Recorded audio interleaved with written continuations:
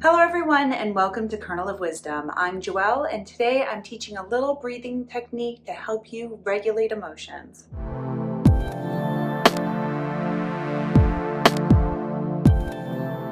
My last video was about how to identify emotions in the body. It's really a good precursor for today's video. And otherwise, you may already know that to identify an emotion, it helps to notice its location in your body, its shape, and to give it a color. Haven't done it before? Give it a try right now. What are you feeling right now?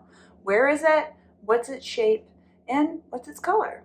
Now, even though those steps can help, sometimes we need a little more. And that's where this trick comes in. This is how to breathe with the colors of an emotion. First, identify the color of the emotion you don't want.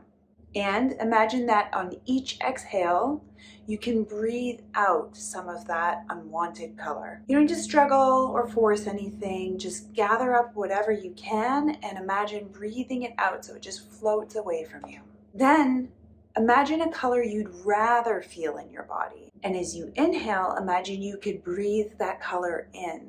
And imagine that color going anywhere it can, any space that it can fill in your body to soothe and comfort you. And then just continue to breathe back and forth in this way, breathing out the unwanted color and breathing in the more desirable color.